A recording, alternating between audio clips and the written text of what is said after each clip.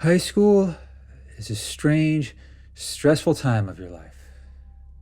It's not just that you're a young, hormonal teenager surrounded by other young, hormonal teenagers. For a lot of kids, it's the final round of training before the adult world. For some, it's traumatic, but for others, it's a high point in their lives. We all probably know someone who peaked in high school, but I feel like those cases aren't as common as we think.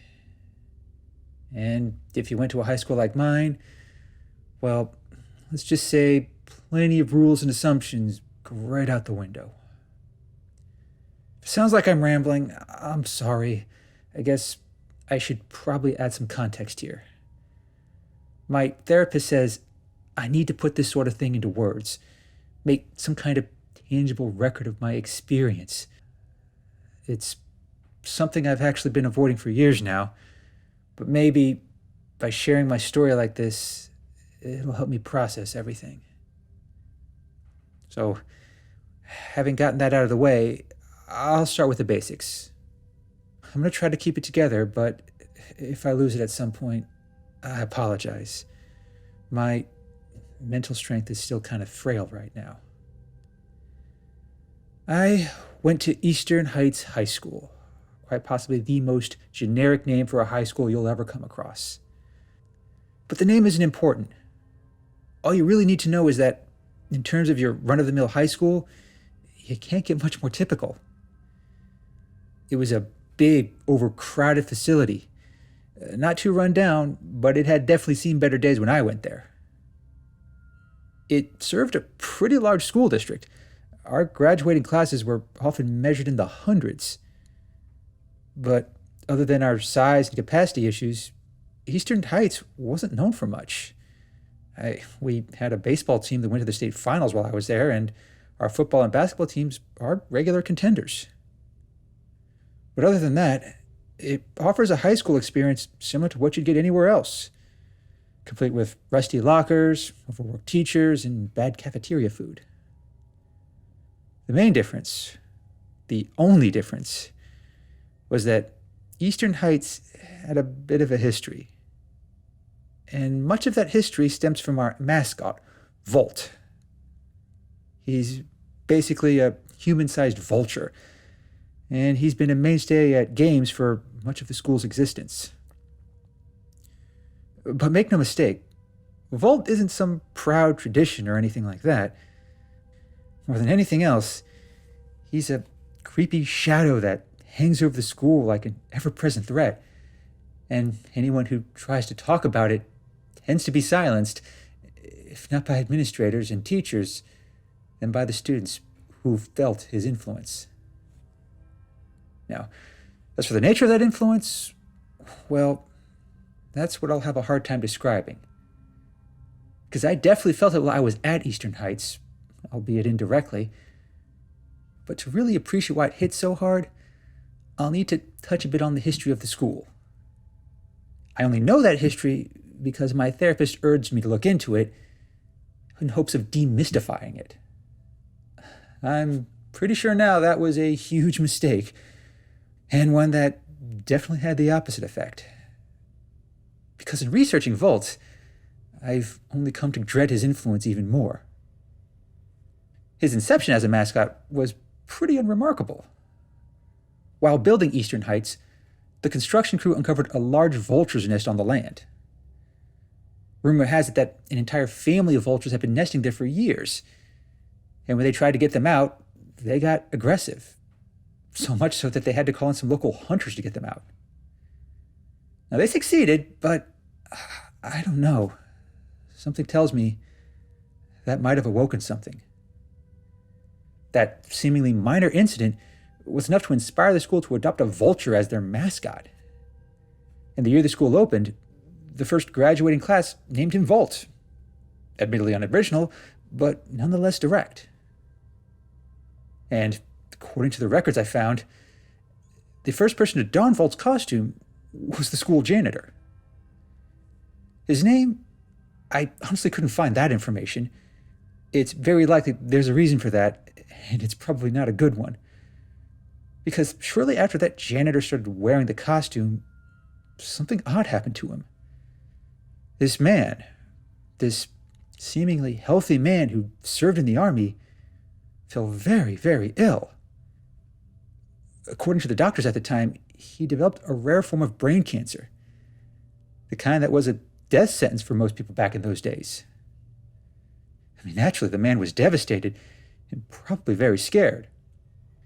At first, the school offered to give him a light severance to act as a partial retirement, a way for him to live out what little time he had left in relative comfort. But the janitor didn't want that. He wanted to try and fight it, seeking out new and untested treatments. But those treatments cost money, and the school was not willing to pay for that, or the extra insurance premiums that came with it. The principal at the time claimed it was a difficult decision, but honestly, and in actually looking at the documents from that era, it was just a calloused cost-saving measure. I wish I could talk to that principal now. I'd love to hear how he sees that decision, especially after what transpired next. As expected, the janitor ultimately died of his illness, but not before donning the vault costume one last time for a football game. There's even this old picture in the school paper, one that shows him next to the team, who won the game 10-3. But even in that old, grainy picture, you can see it. This dark, malicious resentment emanating from that mascot. I think it was that same picture that inspired the rumors, legends, and folktales that came afterwards. They all vary in detail, but they all agree on one vital point. At that fateful game, Volt placed a terrible curse on this school. I used to think that was just an exaggeration, an embellishment of an otherwise tragic story about a young man who got a raw deal because of an illness. But when you look back at the events that followed, it's hard to see it as anything other than the cold, disturbing truth. The janitor died 3 days after that game, and as far as I can tell, nobody from the school attended his funeral. His death wasn't even mentioned in the school paper. But in that same year, the first hints of the curse manifested. It started, fittingly enough, with the principal who condemned the janitor. Just before the summer break, he suffered a debilitating stroke, the kind you wouldn't expect someone to suffer at his age.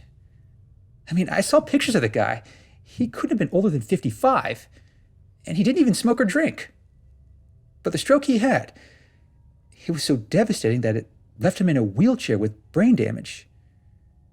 And the cost of treating him turned out to be so vast, it left him bankrupt by the time he died. At the time, it just left the school in shock. The idea of an otherwise healthy man suffering such a terrible medical issue was jarring, but not much beyond that. And by the time the next school year rolled around, most had already forgotten about it or simply moved on. But that wasn't the end of it. Far from it. In the years that followed, including the years I attended Eastern Heights, a similar story would play out. A teacher, an administrator, or a student, usually someone who appeared perfectly healthy and strong, came down with this horrible, incurable illness. The type of illness always changed, but the end results didn't. One year, this happy and healthy 15-year-old girl suffered severe heart palpitations during gym class, which required emergency surgery that left her severely brain damaged for the rest of her life. She didn't die, but given her state, I'll bet she wished she had. And another year, a well-known drama teacher developed late-stage lung cancer. Despite having no family history of cancer and never having smoked a day in her life, she ended up needing oxygen tanks just to breathe comfortably. She ended up dying a year after that diagnosis. And the year after that, this star athlete on the football team came down with this terrible staph infection, one that did so much damage to his body that he could barely lift a football, let alone throw it. He ended up killing himself when he found out he might end up in a wheelchair before 30. These were all horrible, tragic cases, but they became so common that students and staff were almost numb to it. but created this cloud of fear and dread over the school. Anyone who got sick, even for something as minor as a cold, would worry about being the next victim of the mascot's curse. Might have been that same mentality that kept the school from ever changing the mascot. Maybe they thought it wouldn't make a difference, or maybe it was just a reckless disregard for history.